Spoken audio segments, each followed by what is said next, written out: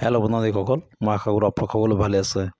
আজি নতুন আৰু এটা ভিডিঅ' লৈছোঁ। ভিডিঅ'টোৰ PM কিষাণ সম্মানিধি আঁচনি যিসকলে 16 নম্বৰ কিস্তি লাভ কৰা নাই বা 15 নম্বৰ কিস্তি লাভ কৰা নাই বা আপোনাৰ 14 নম্বৰ 13 নম্বৰ লাভ কৰা নাই, কোনটো কাৰণত আপুনি PM কিষাণৰ কিস্তিবোৰ আপুনি পোৱা নাই, সম্পূৰ্ণ ডিটেইলছ কিন্তু এইটো ভিডিঅ'ত জনাই দিম। ভিডিঅ'টো সম্পূৰ্ণ শেষলৈকে চাই থাকিব। হেল্ল' ভিউয়াৰ্ছ, আৰু এটা ৰিকুৱেষ্ট, যদি কোনোবা মোৰ চেনেলত নতুন ভিজিট কৰিছে চেনেলটো ছাবস্ক্ৰাইব কৰিব আৰু কাষত থকা বেল আইকনটো অল কৰি দিব। হেল্ল' ভিউয়াৰ্ছ, আপুনি কিস্তি নোপোৱাৰ কাৰণ জনাৰ কাৰণে আপুনি প্ৰথমতে আহিব লাগিব আপোনাৰ PM কিষাণ সম্মানিধি অফিচিয়েল ছাইটত আপোনাৰ আহিব লাগিব। আহি যোৱাৰ পিছত আপুনি এনেকৈ ইণ্টাৰফেচ আপুনি চাব পাৰিব। আৰু আপোনাৰ সুবিধাৰ কাৰণে এই PM কিষাণ অফিচিয়েল ৱেবছাইটৰ লিংকটো ডিছক্ৰিপশ্যনত দি দিম। তাত ক্লিক কৰিলে কিন্তু আপুনি এইটো পৰ্টেলত আহি যাব। আহি যোৱাৰ পিছত আপুনি প্ৰথম যিটো অফিচিয়েল আপোনাৰ যিটো লিংক পাব, ইয়াতে আপুনি ক্লিক কৰি দিব। ক্লিক কৰাৰ পিছত অলপ ৱেইট কৰিব। এনেকৈ কিন্তু আপোনাৰ ডেছবৰ্ডটো আপুনি চাব পাৰিব। ইয়াত চাওক এটা প্ৰিভিউ আহিব। এই প্ৰিভিউটোত আপুনি ক্লিক কৰি দিব। ক্লিক কৰাৰ পিছত কেঞ্চেল হৈ যাব। কেঞ্চেল হৈ যোৱাৰ পিছত আপুনি এনেকৈ ডেছবৰ্ডটো আপুনি চাব পাৰিব। আপুনি অলপ স্ক্ৰল ডাউন কৰিব। ইয়াত চাওক আপোনাৰ ষ্টেটাছ চোৱাৰ কাৰণে ইয়াত চাওক নাও ইউৰ ষ্টেটাছ, আপুনি ইয়াতে ক্লিক কৰি দিব আৰু অলপ ৱেইট কৰিব। এনেকৈ কিন্তু আপুনি ডেছবৰ্ড আপুনি চাব পাৰিব। ইয়াত চাওক নাও ইউৰ ষ্টেটাছ, আপুনি এনেকৈ ডেছবৰ্ডটো আপুনি চাব পাৰিব। প্ৰথমতে ষ্টেটাছ চোৱাৰ কাৰণে আপোনাৰ তাত কিন্তু ৰেজিষ্ট্ৰেশ্যন নম্বৰ থাকিব লাগিব, আৰু যদি ৰেজিষ্ট্ৰেশ্যন নম্বৰ নাথাকে তেন্তে আধাৰ কাৰ্ডো আপোনাৰ তাত লাগিব। আপুনি ইয়াত চাওক, যদি ৰেজিষ্ট্ৰেশ্যন নম্বৰ নাথাকে ইয়াত চাওক নাও ইউৰ ৰেজিষ্ট্ৰেশ্যন নম্বৰ, আপুনি ইয়াতে ক্লিক কৰি দিব আৰু অলপ ৱেইট কৰিব। এনেকৈ ডেছবৰ্ডটো আপুনি চাব পাৰিব।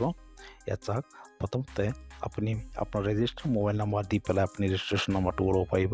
আৰু যদি ৰেজিষ্টাৰ মোবাইল নম্বৰ নাই তেন্তে আপুনি ইয়াত চাওক আধাৰ নম্বৰ, আপুনি ইয়াত ক্লিক কৰিলে কিন্তু আপুনি আধাৰ নম্বৰ অপশ্যন আহি যাব।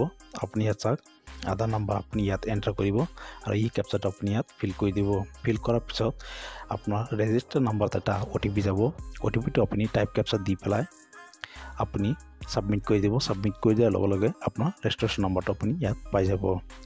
আৰু যদি আপোনাৰ তাত আধাৰ কাৰ্ড নাই তেন্তে আপুনি মোবাইল নম্বৰ দি পেলাই আপুনি ৰেজিষ্ট্ৰেশ্যন নম্বৰটো আপুনি ওলাব পাৰিব।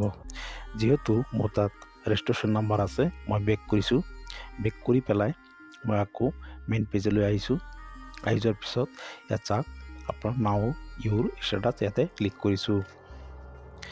এনেকৈ ডেছবৰ্ড আহিছে।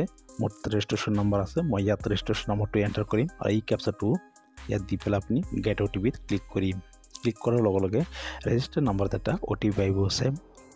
চেম এনেকৈ আপুনি ৰেজিষ্ট্ৰেশ্যন নম্বৰটো দিব, কেপচাটো দি পেলাই গেট OTP ক্লিক কৰিব। মই ৰেজিষ্ট্ৰেশ্যন নম্বৰটো এণ্টাৰ কৰি আপোনালোকক দেখুৱাই আছোঁ।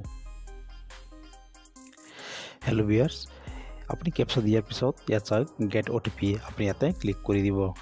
ক্লিক কৰাৰ পিছত এনেকৈ আপোনাৰ যদি কেপচাটো ভুল হয় আপুনি এগেইন কেপচাটো আপোনাৰ এণ্টাৰ কৰিব লাগিব। মই এণ্টাৰ কৰি আপোনালোকক দেখুৱাই আছোঁ। হেল্ল' ভিউয়াৰ্ছ, আপুনি কেপচা দিয়াৰ পিছত এনেকৈ আপুনি ডেছবৰ্ডটো আপুনি চাব পাৰিব। ইয়াত আপোনাৰ ৰেজিষ্ট্ৰেশ্যন নম্বৰ, আপোনাৰ কেতিয়া আবেদন কৰিছিলে, আপোনাৰ নেম, আপোনাৰ মোবাইল নম্বৰ, সম্পূৰ্ণ ডিটেইলছ এনেকৈ আপুনি চাব পাৰিব।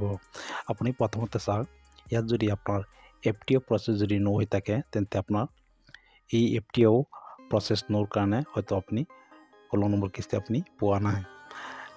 আৰু যদি আপোনাৰ FTO প্ৰচেছ হৈ থাকে তেন্তে এইটো আপোনাৰ এগ্ৰিকালচাৰ অফিচত আপোনালোকৰ ভিজিট কৰিব লাগিব। ভিজিট কৰাৰ পিছত কিবা কিবি নথি লোৱাৰ পিছত আপোনাৰ এই প্ৰব্লেমটো ছল্ভ কৰি দিব। ছল্ভ কৰাৰ পিছত আপুনি হয়তো 16 নম্বৰ কিস্তি লাভ কৰিব।